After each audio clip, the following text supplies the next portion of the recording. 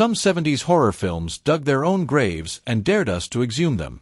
Forgotten by time, eclipsed by chainsaw-wielding maniacs and omen babies, these buried nightmares are weirder, nastier, and far more psychologically corrosive than you remember.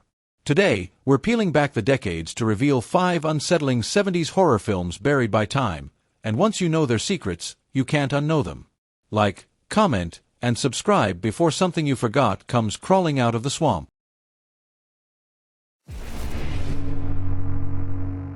Imagine unsolved mysteries, filmed by a guy who just discovered tripods exist. That's The Legend of Boggy Creek, a docudrama that blends real-life interviews with painfully awkward reenactments about a swamp monster in Arkansas. Think Bigfoot meets your uncle's 8mm vacation footage, but everyone's screaming. Directed by Charles B. Pierce, this oddity terrified drive-in audiences with grainy, homespun horror. It made millions on a shoestring budget, yet Hollywood promptly buried it in the backyard like a weird pet. Still, it lingers in your nightmares.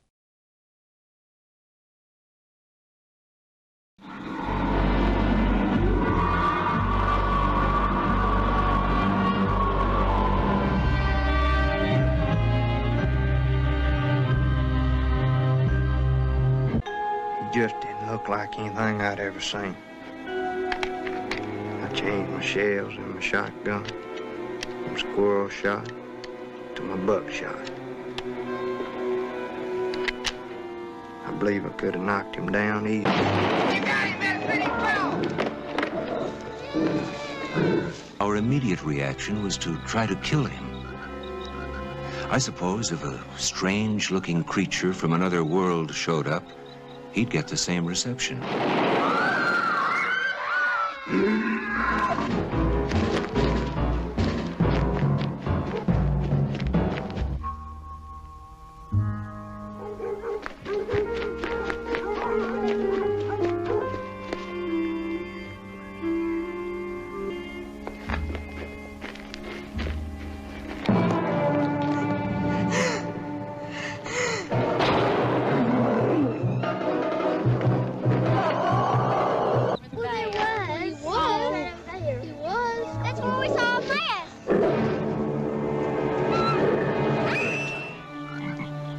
Where did he go? Well, we believe he's simply headed back deeper and deeper into the bottoms, beyond the reach of men. What if Jaws, but wheels? The car is about a demonic Lincoln Continental that terrorizes a desert town with no motive beyond pure vehicular malice. It honks. It kills. It doesn't have a driver. James Brolin, looking like someone just handed him a script and a six-pack, plays the sheriff trying to stop a car that literally crashes funerals. The vehicle's design was customized by George Barris, the same madman behind the 1966 Batmobile, which makes it both stylish and evil. Critics panned it. Audiences shrugged. But rewatch it today and you'll see, it's Christine's forgotten older cousin on a killer road trip.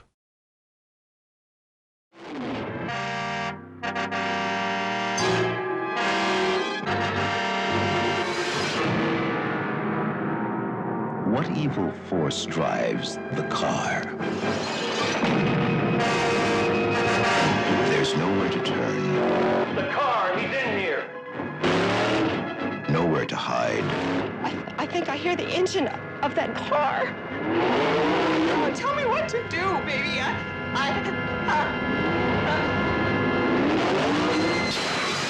No way to stop the car.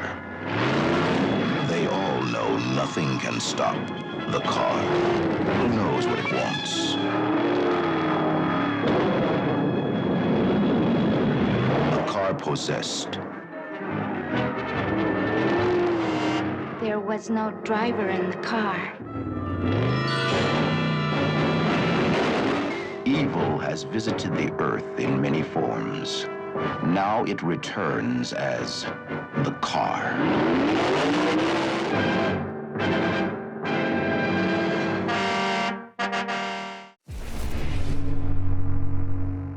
If you thought French horror was all slow dread and cigarette smoke, The Grapes of Death says, "Hold my wine." Directed by John Rollin, normally known for poetic vampire softcore, This one's a pesticide-fueled zombie flick with oozing faces and socio-political rot. In short, a woman discovers that tainted vineyard chemicals are turning French villagers into gooey rage monsters. It's environmental horror and grape-based apocalypse. Think The Walking Dead if it were shot on expired film stock and everyone was overdressed.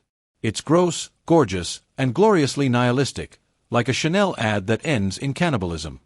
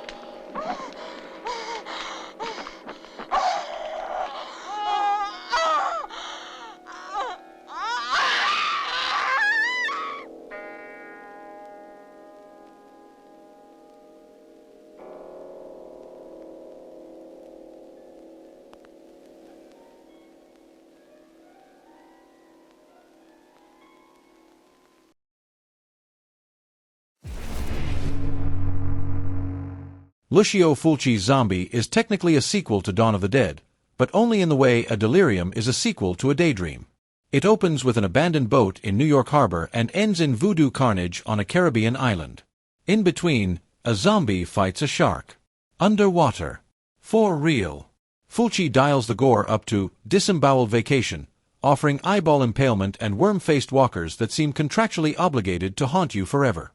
Critics called it trash. Italian horror fans called it Friday movie night. Either way, it's the splatter masterpiece that refuses to stay buried.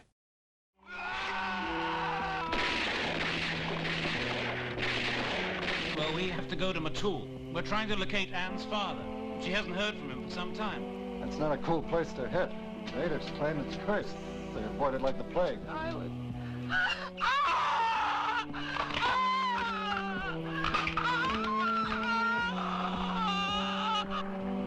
They're coming back to life. They're everywhere. Whatever it is, it makes the dead stand up and walk.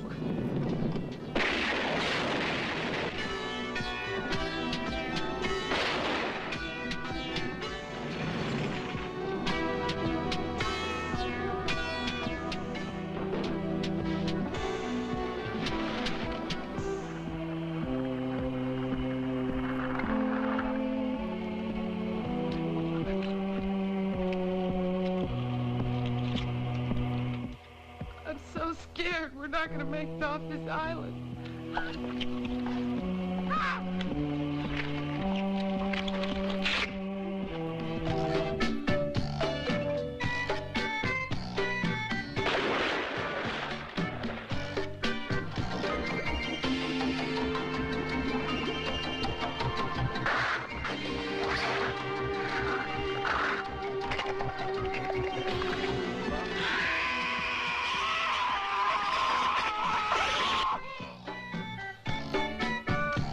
Voodoo's just superstitious horseshit. Now, whatever it is, it makes the dead stand up and walk. I've seen it with my own eyes. These violence, fantastic legends, voodooism, zombies. What's about the dead coming back to life again and having to be killed a second time? I'm going to tell everyone that you're the one who's crazy. Demented, cruel, evil son.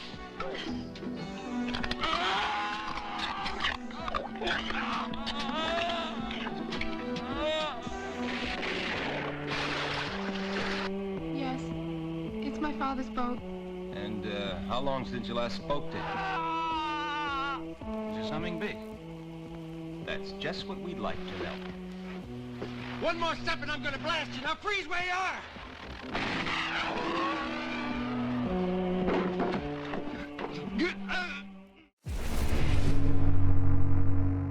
Yes, it's a remake. No, it's not redundant.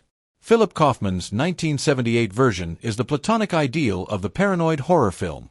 Donald Sutherland, Brooke Adams, Jeff Goldblum, and Leonard Nimoy, all slowly unraveling as pod people take over San Francisco one blank stare at a time. The sound design alone will make your molars ache, and the final scene remains one of the most soul-scouring closing shots in cinema history. This is more than sci-fi horror. It's terror shrink-wrapped in 70s paranoia and tossed into your subconscious like a ticking time bomb. They come from a dying world. They drift through the universe, pushed on by the solar winds. The function of all life is survival. Sleep. From deep space, sleep. The seed is planted. Sleep. Sleep. Elizabeth, wake up! Get you when you sleep. Sit up! Invasion of the body snatchers. All of a sudden, they're growing like parasites. Is it contagious? People are being duplicated. How do you know my name? I didn't tell you my name. You're looking at it as if it was human. It was not human. Now, the classic fear begins to grow. Starring Donald Sutherland, Brooke Adams, Leonard Nimoy. In a modern masterpiece of science, invasion of the body snatchers. Get down! The seed is planted. Terror grows.